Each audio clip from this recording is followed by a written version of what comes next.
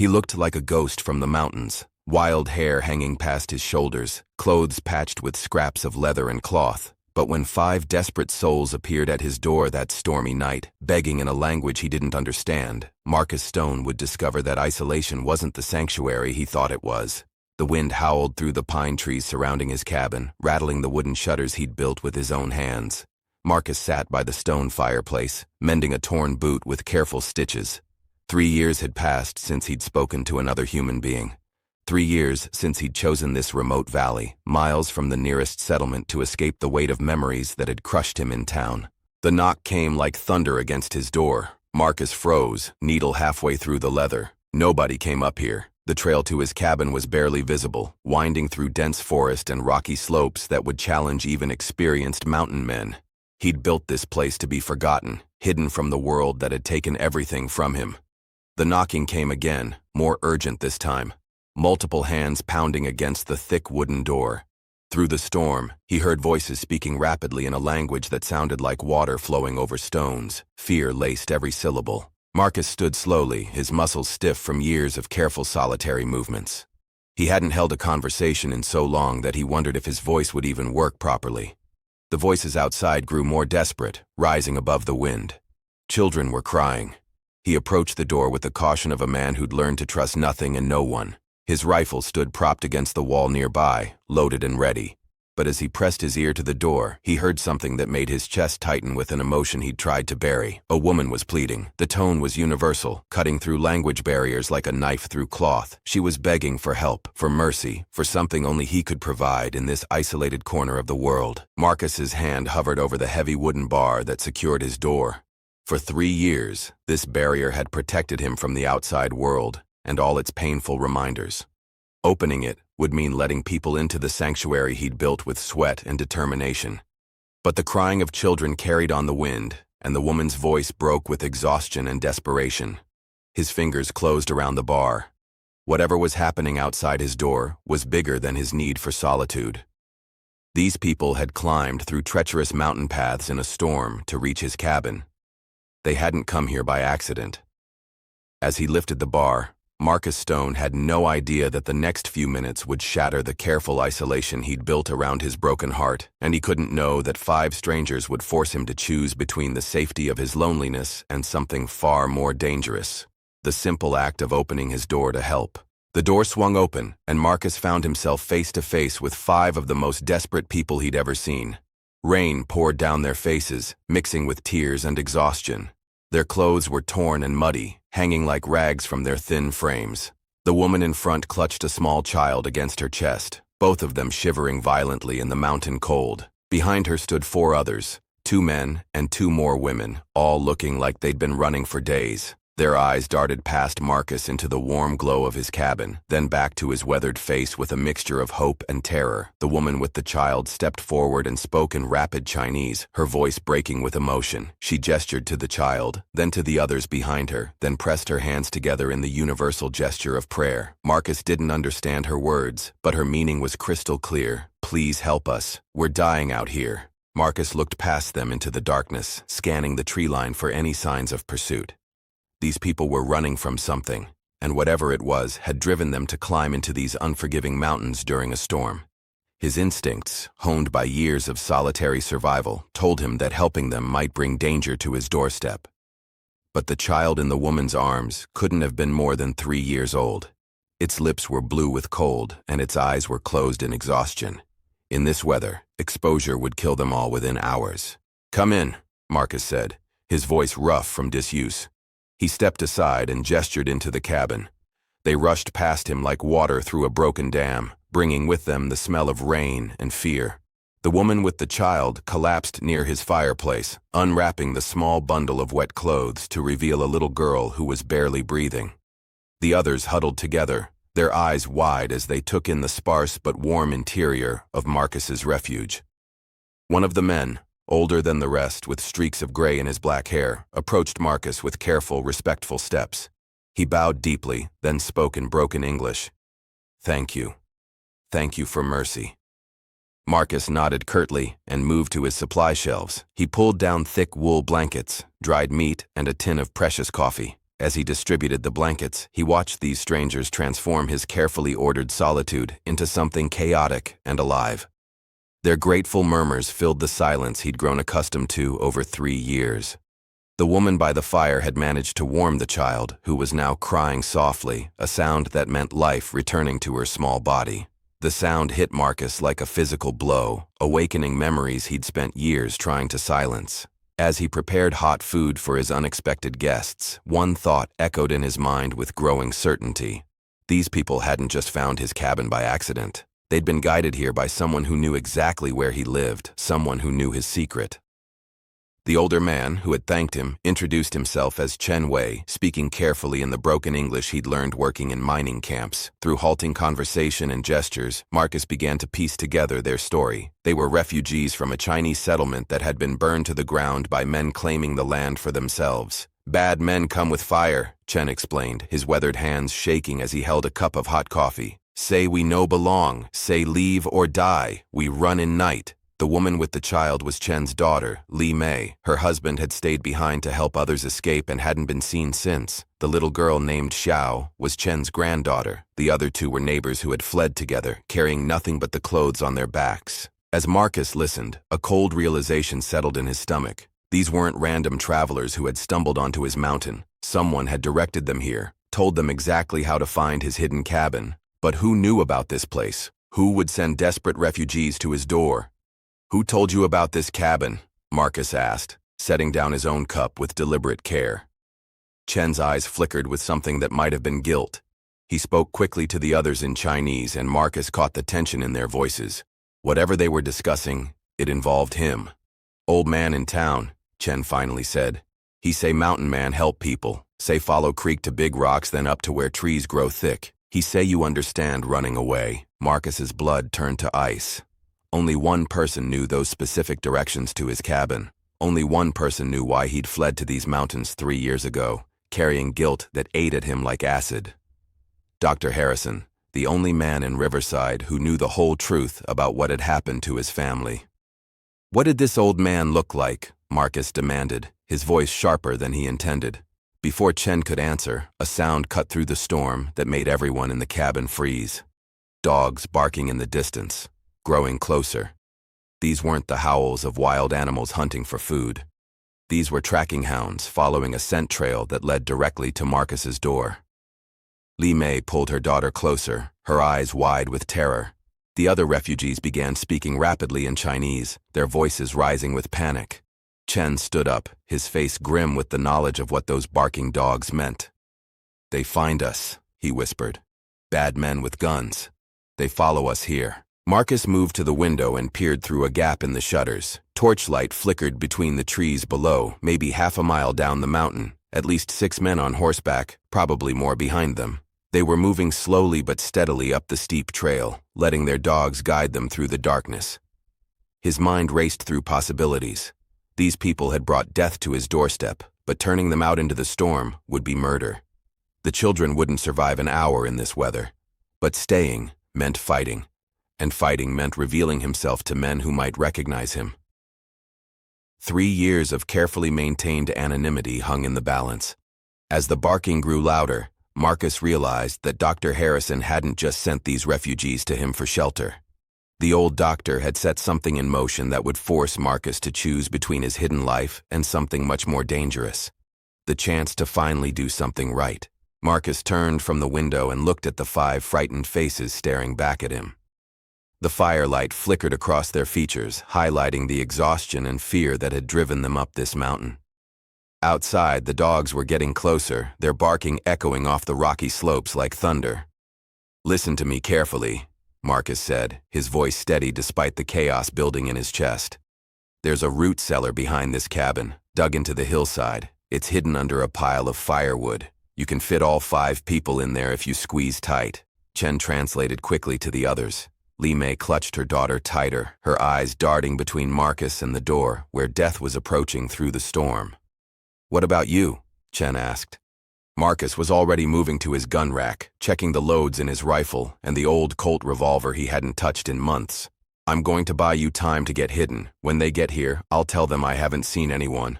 "They no believe you," Chen said, shaking his head. Dogs follow scent. They know we here. Maybe, but I've got something they don't expect. Marcus pulled a small tin from behind a loose floorboard. Inside were papers he'd hoped never to use again. I'm not just some mountain hermit. I used to be Deputy Marshal Marcus Stone before I came up here to disappear. The name hit Chen like a physical blow.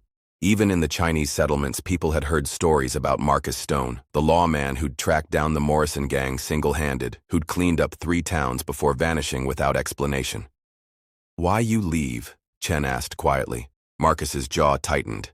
"Because I failed the people I was supposed to protect. My wife and daughter died because I was too slow, too stupid to see the danger coming." He pinned the marshal's badge to his shirt with hands that shook slightly. "I won't make that mistake again." Through the shutters, they could see torchlight dancing between the trees, maybe 200 yards away. The men were moving carefully, but they were coming. Marcus estimated maybe 10 minutes before they reached the cabin. "Go now. Get to that cellar and don't make a sound no matter what you hear out here." Chen bowed deeply. "If we live, we no forget this kindness. If you live, get to Silver Creek. Tell them Deputy Marshal Stone sent you. They'll help you find safe passage west." The refugees moved quickly, but quietly out the back door, melting into the darkness like shadows. Marcus watched them disappear behind his cabin, then turned back to face what was coming up the mountain trail. He'd spent 3 years running from the badge he now wore on his chest. 3 years hiding from the responsibility that had cost him everything he loved. But as he checked his weapons one final time, Marcus Stone realized that some things were worth fighting for, even if it meant revealing the man he tried so hard to bury. The first horseman emerged from the tree line like a specter from hell, his face illuminated by the torch he carried. Behind him came 9 more riders spread out in a loose formation that spoke of men who knew how to hunt human prey. Their leader was a tall man with a scarred face and cold eyes that swept across Marcus's cabin like he was appraising property. Marcus stepped onto his porch, rifle held casually but ready. The badge on his chest caught the torchlight, glinting like a warning. He'd positioned himself where the light from his doorway would illuminate the star clearly. "That's far enough," Marcus called out, his voice carrying the authority he'd almost forgotten he possessed. "State your business, on my land." The scarred man urged his horse forward a few more steps, his hand resting on the butt of his pistol.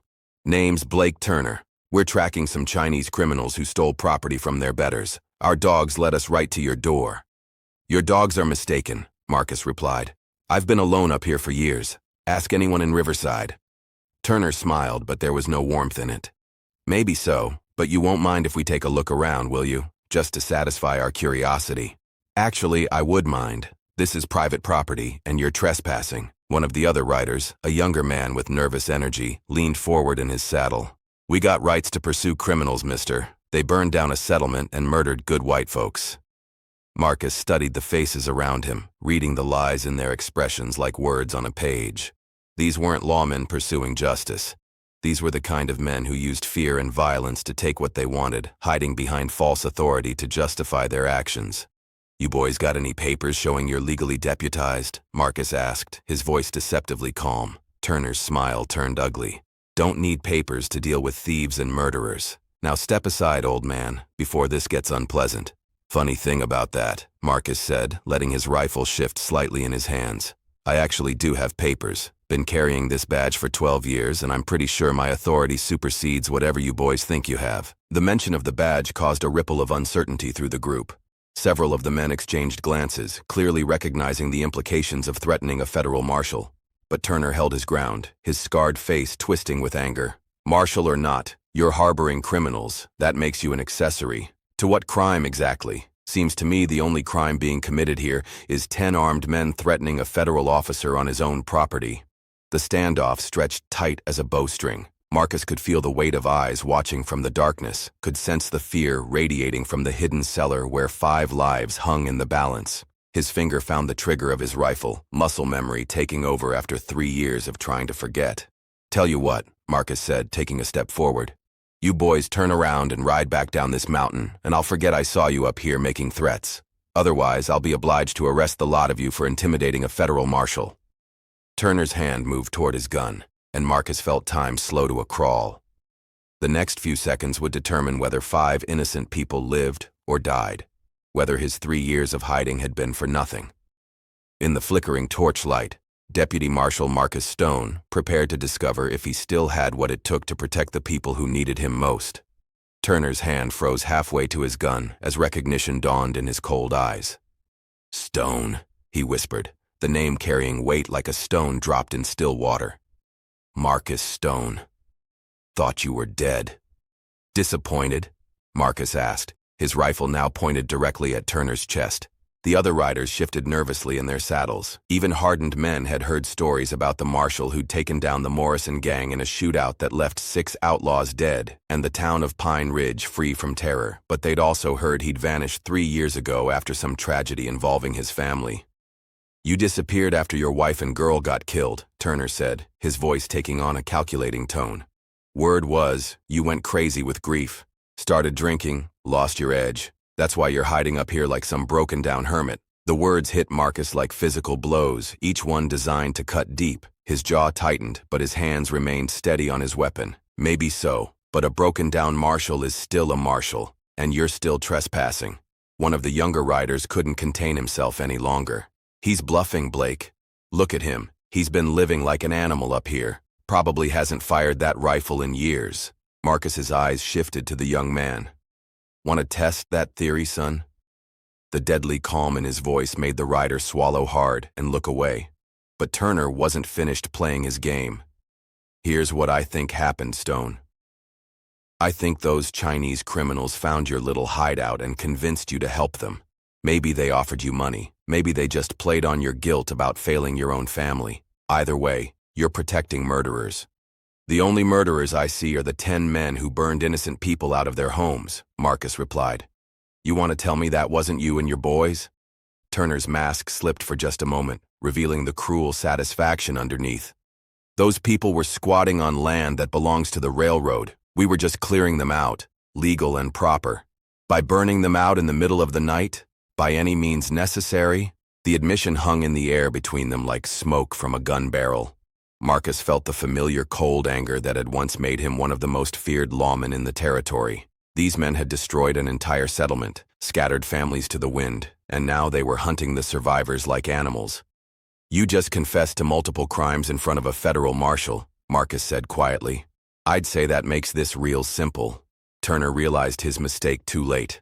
His hand flew to his gun, but Marcus had been expecting the move. The marshal's rifle spoke first, the shot echoing across the mountainside like thunder. Turner tumbled from his saddle, clutching his shoulder and screaming in pain. The other 9 riders went for their weapons, but Marcus was already moving, rolling behind the thick wooden support post of his porch as bullets splintered the air where he'd been standing. The battle for his hidden sanctuary had begun. Gunfire erupted across the clearing like deadly fireworks, muzzle flashes lighting up the stormy night. Marcus pressed himself against the wooden post as bullets chewed chunks from the timber above his head. His years of isolation hadn't dulled his instincts, and muscle memory guided his movements as he returned fire with calculated precision.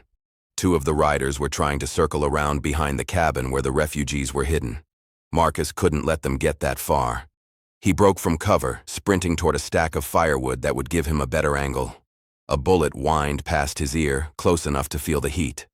From behind the woodpile, he had a clear shot at the flanking riders. His rifle cracked twice, and both men tumbled from their horses with cries of pain. Not killing shots, but enough to put them out of the fight. "He's just one man," Turner shouted from where he'd crawled behind a fallen log, still clutching his wounded shoulder. "Rush him!" 3 riders spurred their horses forward in a desperate charge. Marcus dropped his empty rifle and drew his Colt revolver, the familiar weight settling into his hand like an old friend. The first rider was almost on top of him when Marcus fired, the heavy bullet knocking the man backward off his horse. The second rider got close enough to swing a rifle butt at Marcus's head, but the marshal ducked low and put a round into the horse's chest. The animal collapsed, pinning its rider beneath its weight with a sickening crack of breaking bones. The third rider wheeled his horse around, trying to get distance for another shot. Marcus steadied his aim and fired, the bullet taking the man in the shoulder and spinning him from his saddle. Sudden silence fell over the clearing, broken only by the moans of wounded men and the nervous snorting of riderless horses. 6 of Turner's men were down, either dead or too injured to continue fighting. The remaining 3, including Turner himself, had taken cover behind trees and rocks. "This doesn't have to continue," Marcus called out, reloading his revolver with practiced efficiency. Throw down your weapons and ride out of here. I'll give you that chance." "Go to hell, Stone," Turner snarled back. "You think killing us will bring your family back? You think playing hero will wash the guilt off your hands?" The words were designed to break his concentration, to make him doubt himself. 3 years ago, they might have worked, but as Marcus crouched behind the woodpile, he thought about the frightened faces of the people hidden in his cellar. Chen's grateful bow, Li Mei clutching her daughter, little Xiao's blue lips warming by his fire. "Maybe not," Marcus replied, "but it'll stop you from hurting anyone else." A rifle bullet splintered the wood near his head, followed by 2 more from different positions. They were trying to keep him pinned while one of them moved to a better position. Standard tactics for men who'd done this kind of work before, but Marcus Stone had been hunting dangerous men for 12 years before he disappeared into these mountains. He'd learned to read the movement of shadows, to anticipate where desperate men would go when their backs were against the wall. The sound of boots crunching through wet leaves told him someone was trying to circle around to his left.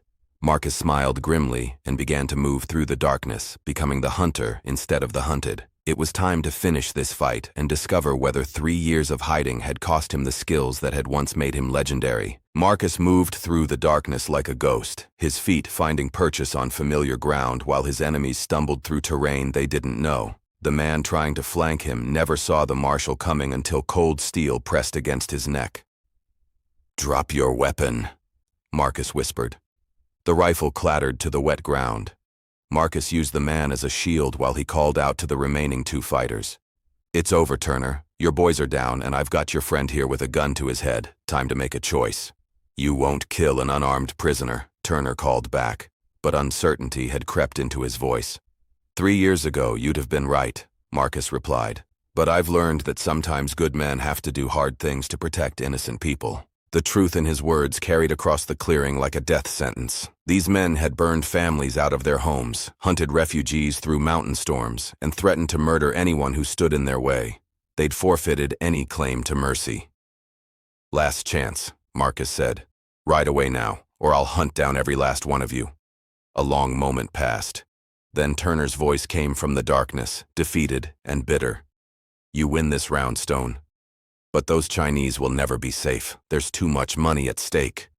That's not your problem anymore." The sound of retreating horses echoed through the forest as the survivors of Turner's gang melted back into the night. Marcus waited until the hoofbeats faded completely before releasing his prisoner and sending him stumbling after his companions. Dawn was breaking over the mountain peaks when Marcus finally made his way to the hidden cellar. He knocked gently on the concealed door and called out in a voice rough with exhaustion, "It's safe now. They're gone." Chen emerged first, followed by the others. They looked at Marcus with expressions of awe and gratitude, taking in his torn clothes and the blood on his hands from wounded enemies he'd helped before they rode away. "You are hurt?"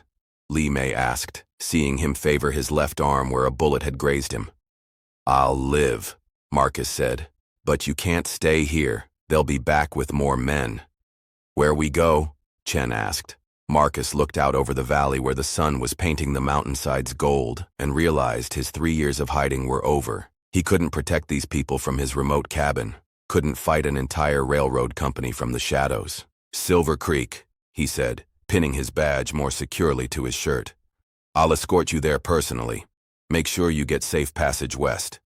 As they prepared for the dangerous journey down the mountain, Marcus felt something he hadn't experienced in 3 years. Purpose. The weight of responsibility he'd tried so hard to escape had found him again. But this time, it didn't feel like a burden. It felt like coming home. Deputy Marshal Marcus Stone had returned to the world, and he had work to do.